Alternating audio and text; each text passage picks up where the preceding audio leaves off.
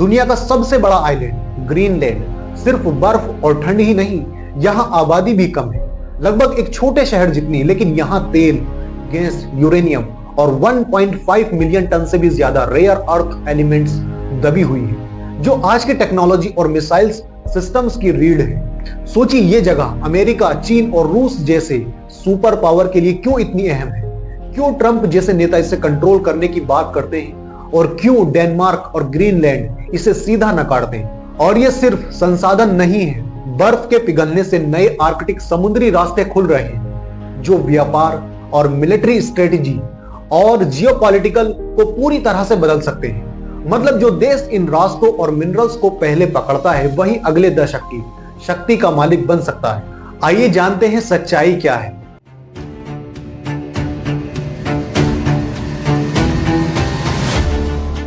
Greenland, जिसे Greenlandic भाषा में कलालित नूनाद कहा जाता है। कलालित का मतलब है ग्रीनलैंड के मूल निवासी और नूनाद का मतलब होता है देश या जमीन।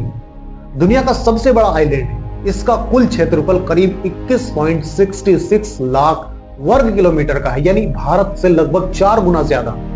लेकिन इतनी बड़ी जमीन होने के बावजूद इसका लगभग 80% हिस्सा मोटी बर्फ की चादर से ढका हुआ है। ग्रीनलैंड पूरी तरह से कोई इंडिपेंडेंस देश नहीं है। साल 1953 से यह डेनमार्क के एम्पायर के अंदर एक ऑटोनोमस रीजन है। पहले यह डेनमार्क की कॉलोनी था, लेकिन बाद में इसे ऑटोनोमी दी गई।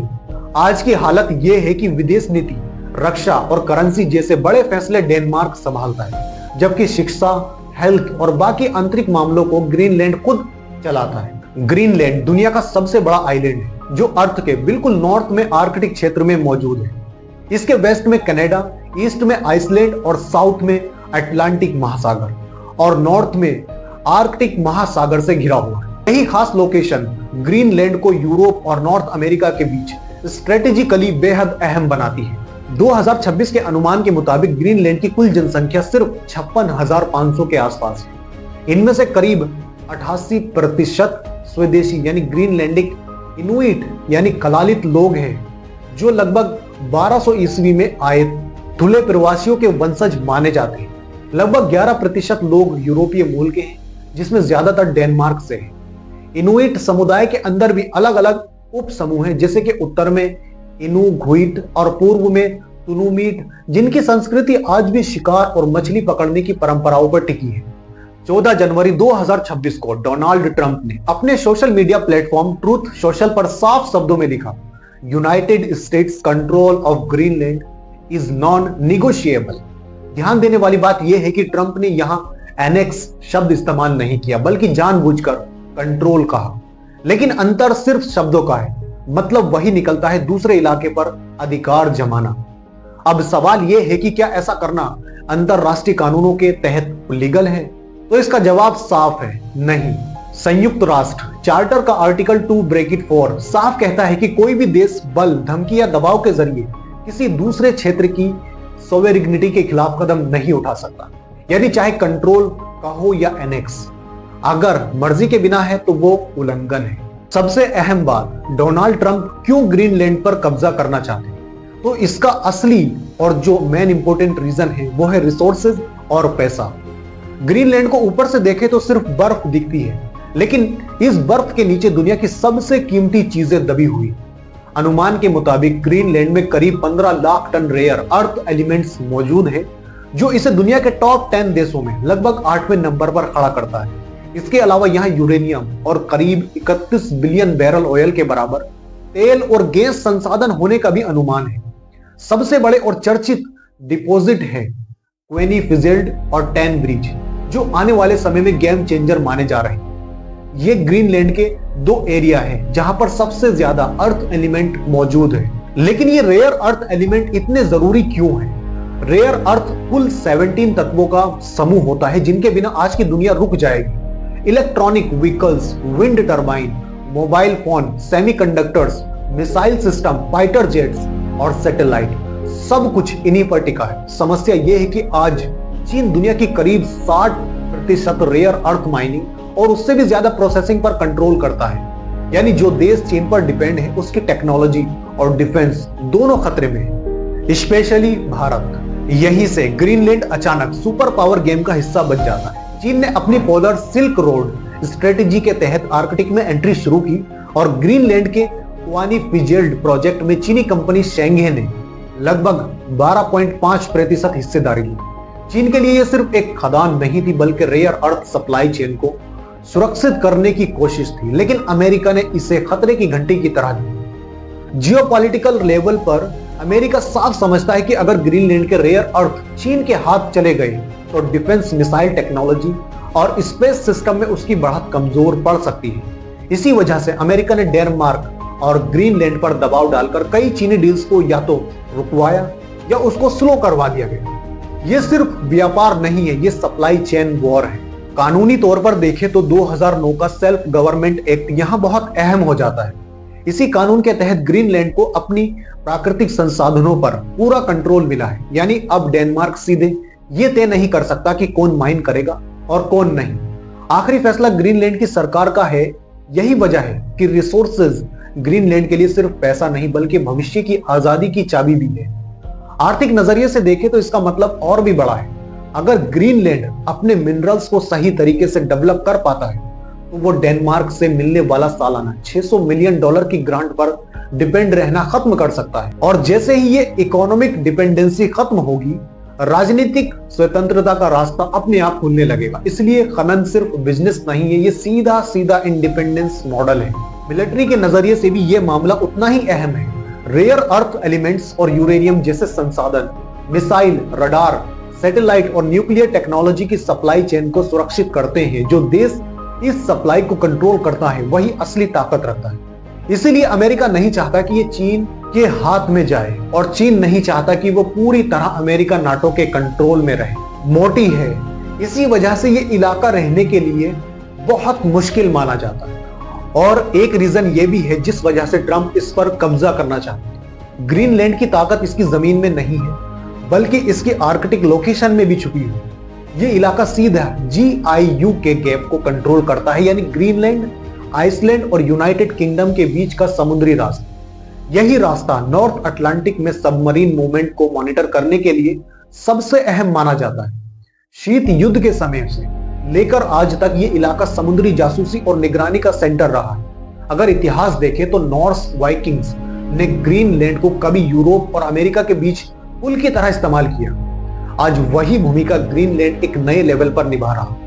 फर्क बस इतना है कि अब तलवारों की जगह रडार, मिसाइल और सैटेलाइट सिस्टम है। अब इसमें जुड़ जाता है क्लाइमेट चेंजेस, जो इस पूरे खेल को और बड़ा बना रहा है। ग्रीनलैंड की बर्फ हर साल औसतन 281 बिलियन टन की रफ्तार से पिघल रही है। इसका नतीजा यह है कि नॉर्थ वेस्ट पैसेज जैसे आर्कटिक समुद्री रास्ते धीरे धीरे खुल रहे हैं। ये रास्ते एशिया और यूरोप के बीच समुद्री सफर को करीब 7000 किलोमीटर तक छोटा कर सकते हैं। यानी समय भी कम, ईंधन भी कम और पैसा भी कम खर्च। जियोपॉलिटिकल तौर पर देखें तो ग्रीनलैंड आज रूस और चीन दोनों के लिए चिंता का विषय है। रूस अपने आर्कटिक मिलिट्री बेस मजबूत कर रहा है, जबकि चीन खुद को नियर आर्कटिक पावर कहकर इस इलाके में घुसने की कोशिश कर रहा है।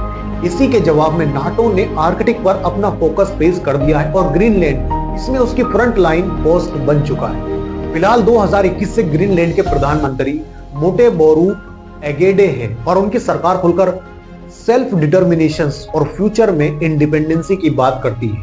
2019 के एक सर्वे में करीब 67.8% लोगों ने कहा था कि वो आने वाले कुछ दशकों में ग्रीनलैंड को एक इंडिपेंडेंस देश बनते देखना चाहते हैं।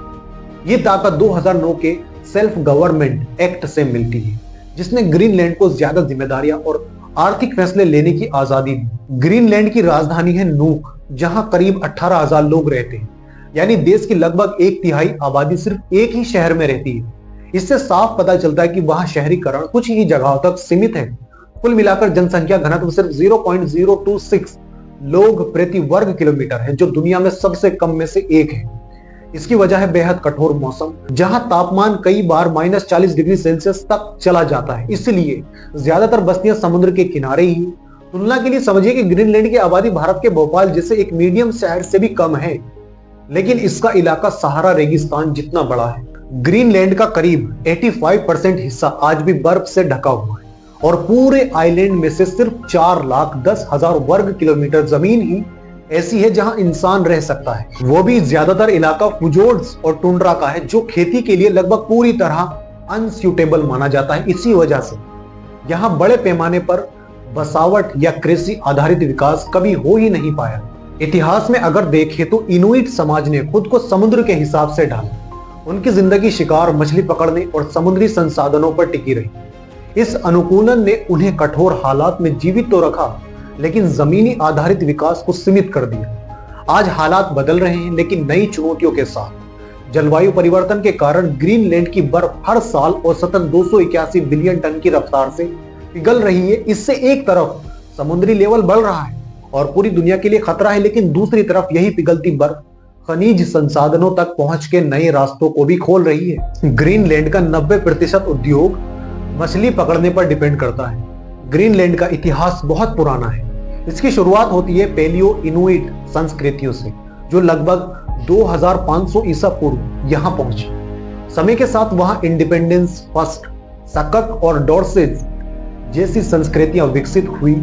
इसके बाद लगभग 1200 ईस्वी में खुले इनुइट पहुंचे, जिन्हें आज के ग्रीनलैंडिक लोगों के पूर्वज माना जाता है। यही समुदाय आज भी ग्रीनलैंड की सांस्कृतिक और सामाजिक नींव है।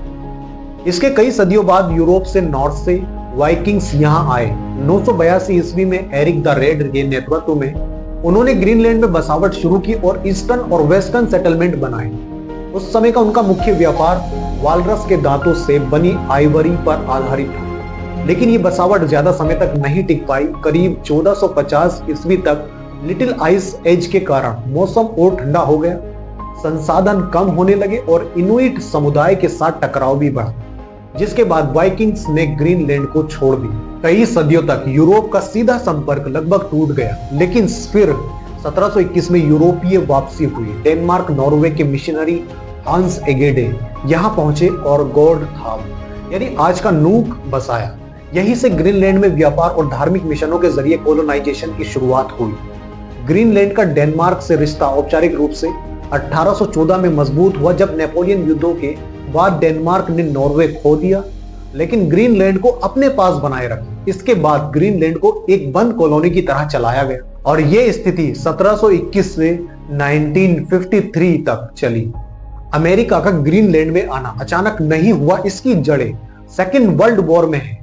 जब 1940 में जर्मनी ने डेनमार्क पर कब्जा किया, तो ग्रीनलैंड की सुरक्षा सीधे खतरे में आ गई। इसी के बाद 1941 में अमेरिका और डेनमार्क के बीच डिफेंस एग्रीमेंट साइन हुआ और अमेरिका ने ग्रीनलैंड में अपने सैन्य बेस बनाना शुरू किए। इनमें सबसे अहम था ब्लूई वेस्ट 1 एयरबेस, जो नॉर्थ अटलांटिक से गुजरने वाले जहाजों और विमानों की सुरक्षा के लिए इस्तेमाल हुआ। उस दौर में 10,000 से ज्यादा अमेरिकी विमान यहीं से रिफ्यूलिंग करके गुजरे, यानी ग्रीनलैंड युद्ध की सप्लाई लाइन का अहम हिस्सा बन चुका था। वॉर खत्म हुआ, लेकिन अमेरिका का इंटरेस्ट खत्म नहीं हुआ। 1946 में अमेरिका ने डेनमार्क को ग्रीनलैंड खरीदने के लिए $100 मिलियन सोने में देने का ऑफर दिया, लेकिन डेनमार्क ने इस ऑफर को साफ शब्दों में ठुकरा दिया। उनके लिए पैसा नहीं, संप्रभुता ज्यादा अहम थी। हालांकि अमेरिका पीछे नहीं हटा। 1951 के नए डिफेंस एग्रीमेंट के तहत अमेरिका ने ग्रीनलैंड में अपने सैन्य बेस बनाए रखना सुनिश्चित कर लिया, लेकिन 2026 के आसपास बढ़ते तनाव इस पूरे इतिहास को फिर से जिंदा कर रहे हैं। अमेरिका में डोनाल्ड ट्रंप जैसे नेता ग्रीनलैंड के रणनीतिक महत्व को लेकर पुरानी महत्वाकांक्षाओं को दोहराते हुए बयान दे चुके हैं। फर्क बस इतना है कि आज ग्रीनलैंड सिर्फ एक सैन्य चौकी नहीं, बल्कि खनिज संसाधनों, आर्कटिक कंट्रोल और वैश्विक शक्ति संतुलन का केंद्र बन चुका है। तो कुल मिलाकर ट्रंप का ग्रीनलैंड पर कंट्रोल वाला दावा सिर्फ एक बयान नहीं है, ये अंतरराष्ट्रीय कानून की परीक्षा, डेमोक्रेसी मूल्यों की चुनौती और पुराने साम्राज्यवादी सोच की गूंज है। और यही वजह है कि ग्रीनलैंड आज सिर्फ बर्फ का द्वीप नहीं, बल्कि एक टेस्ट केस बन चुका है कि क्या 21वीं सदी की दुनिया सच में कानून से चलेगी या फिर ताकत फिर से नियम लिखेगी। वीडियो इंफॉर्मेटिव लगा हो तो वीडियो को लाइक करें और शेयर करें। Thank you.